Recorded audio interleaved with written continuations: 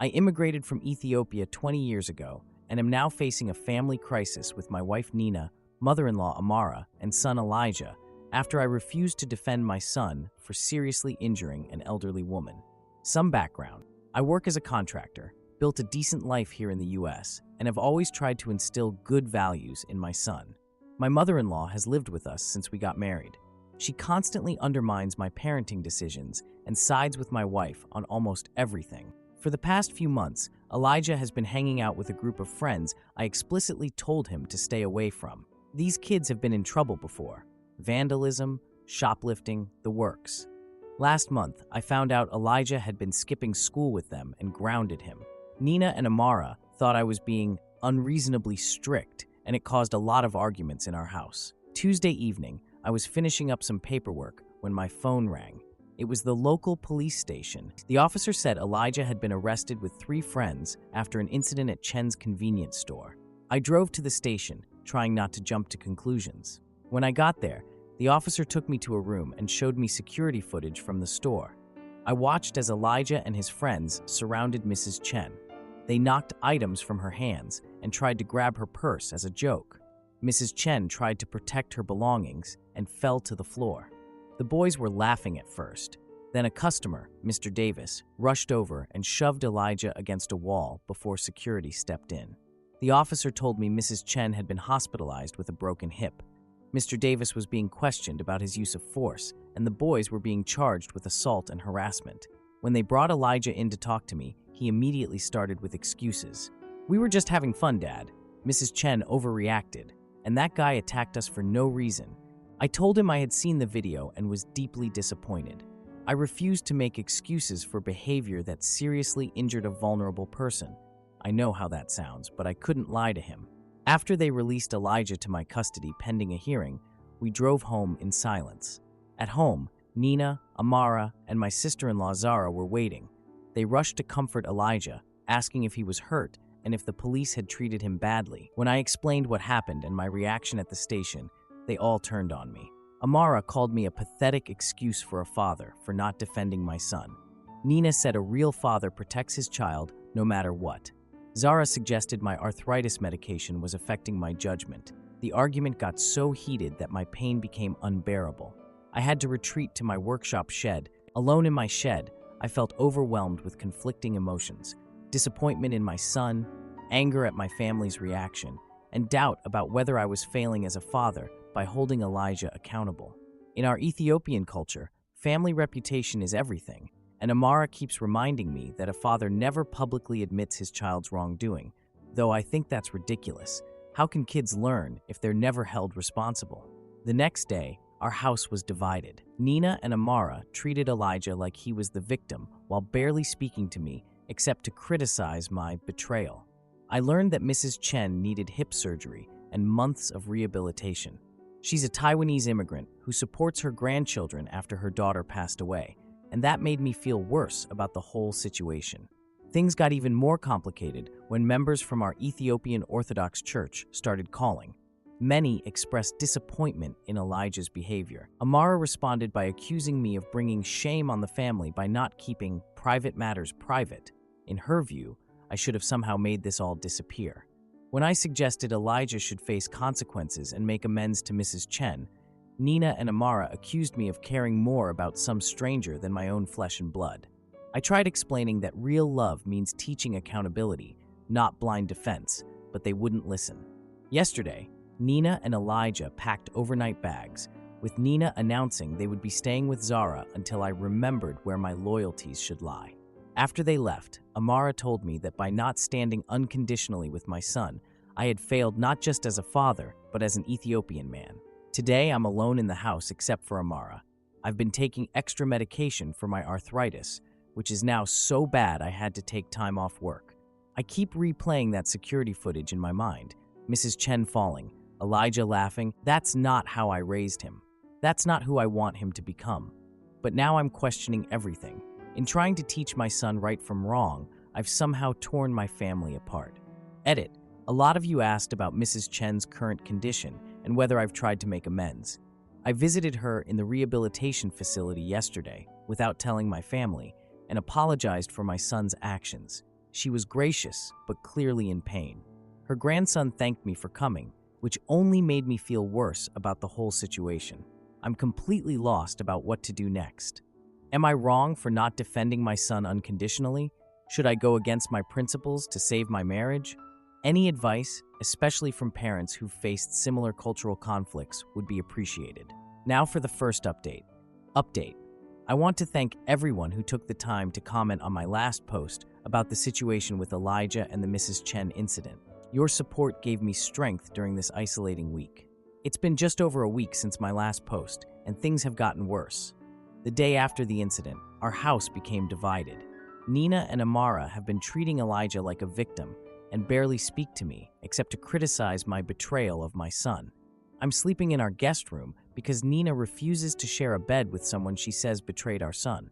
I found out more about Mrs. Chen's condition from a nurse at the hospital. She needed emergency hip surgery and will require months of rehabilitation. She's a Taiwanese immigrant supporting her grandchildren since her daughter passed away.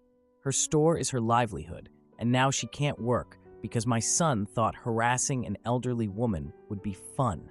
Some of you asked about Elijah's friends who were involved. Their parents took different approaches. One boy's father made him apologize to Mrs. Chen's family and enrolled him in a community service program. The other two sets of parents have been calling our house nonstop, blaming my son for leading their kids astray. Members of our Ethiopian Orthodox Church also started calling. Many expressed disappointment in Elijah's behavior, which sent Amara into a rage. She accused me of bringing shame on the family by not keeping private matters private. In her view, I should have made this all disappear. For those asking about our cultural context, in traditional Ethiopian culture, family reputation is very important. Amara reminds me that a father never publicly admits a child's wrongdoing. But I came here 20 years ago because I believe in personal responsibility.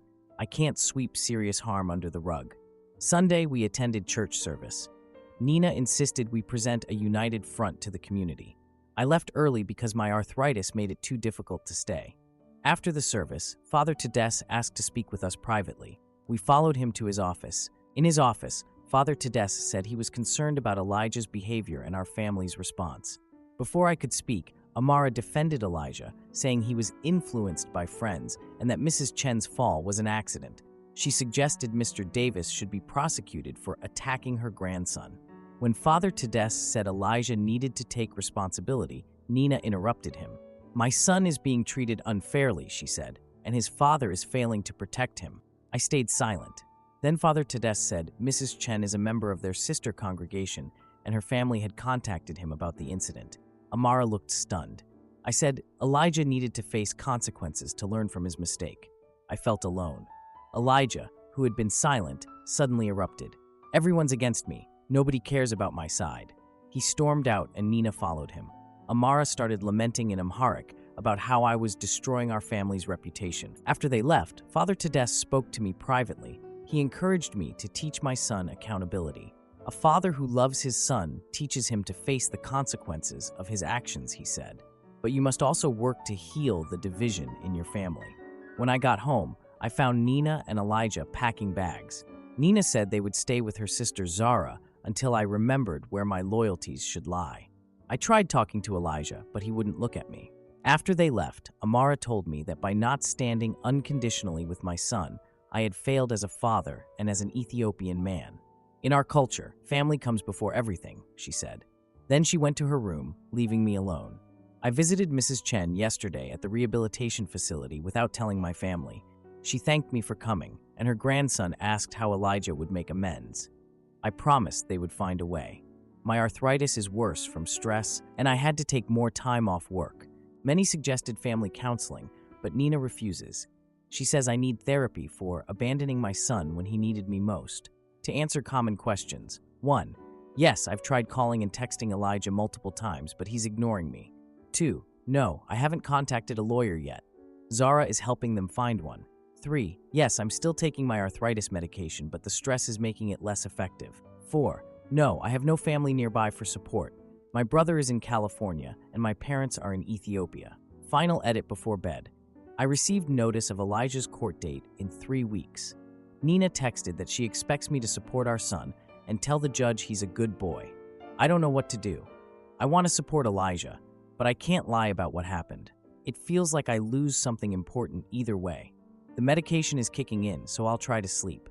Thank you all again for your support. It means a lot knowing I'm not alone, even when my own home feels like enemy territory. Now for the second update. It's been 3 weeks since that first post about Elijah. Thanks for all the messages and support. And a lot has happened since then. For those who missed it, you can check my profile for the original post and the first update.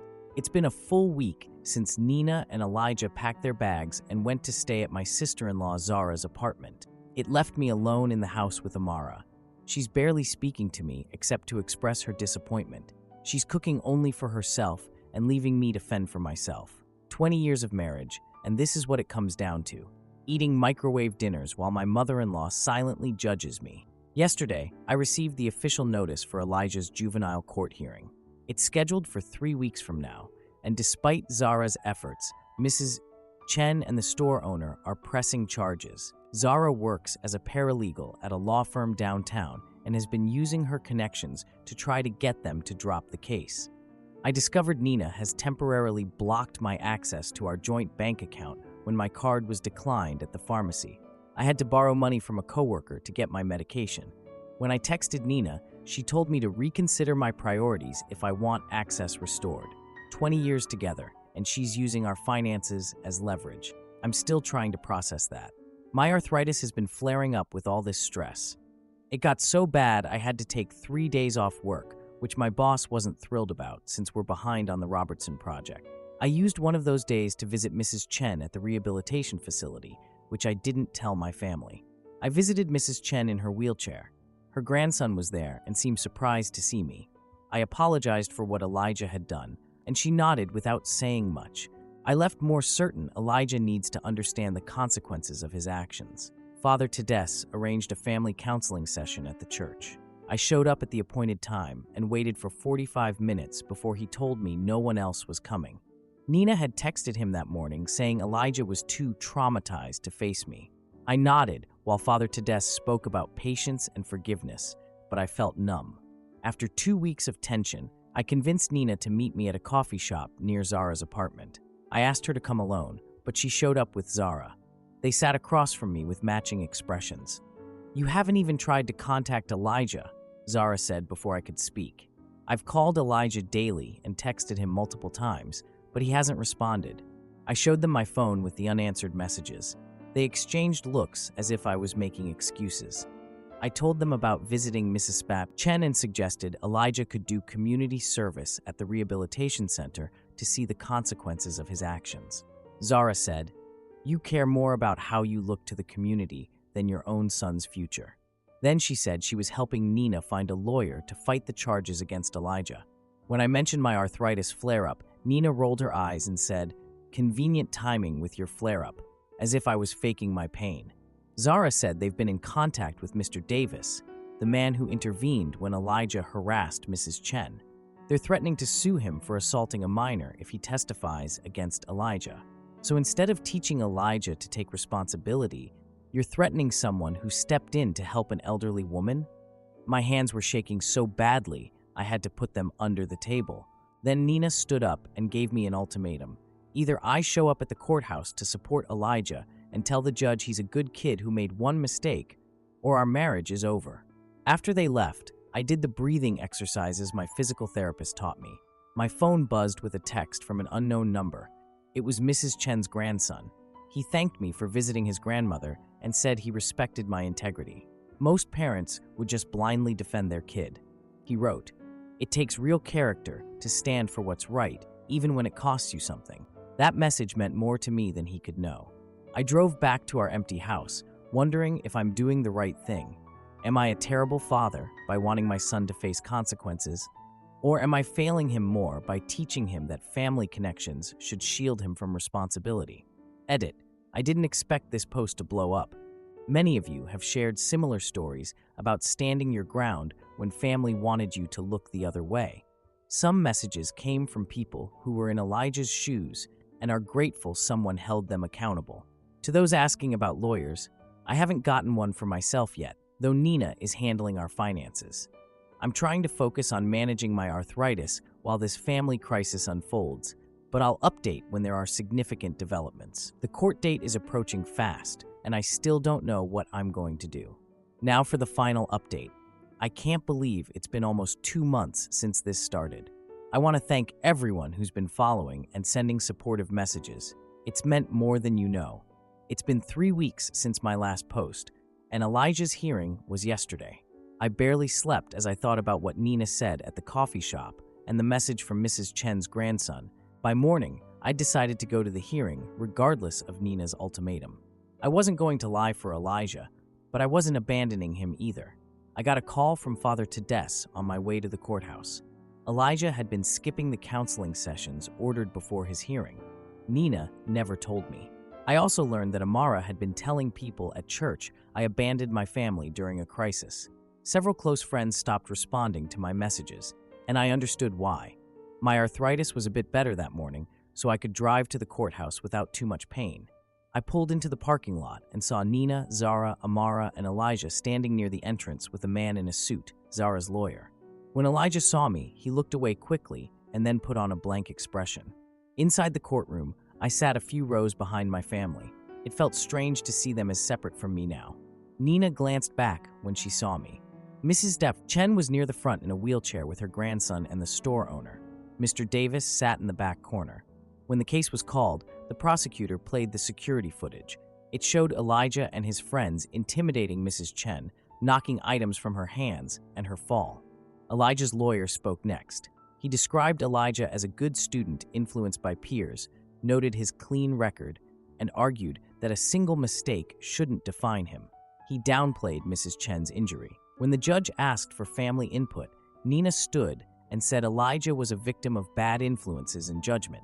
She said, even his own father turned against him instead of supporting him through a difficult time. Amara and Zara nodded. Then the judge looked at me and asked if I wanted to speak. Nina looked at me as I walked to the front, and I gripped the podium for support. I said Elijah had been a good son who made a mistake. I said love isn't about shielding kids from consequences, but helping them understand the impact of their actions so they can grow. I suggested that appropriate consequences and making amends to Mrs. Chen would help more than excuses or legal maneuvers. I said, I'm here because I love you enough to want you to become the man I know you can be. Elijah met my eyes for the first time in weeks. The judge ordered Elijah to complete 200 hours of community service at the rehabilitation center where Mrs. Chen was recovering, mandatory counseling sessions twice a week, and a personal apology to Mrs. Chen and the store owner. She said if he didn't comply or got into trouble again, there would be more serious consequences. I felt relieved, but when we gathered outside, I was the only one who felt that way. Nina said she was filing for separation.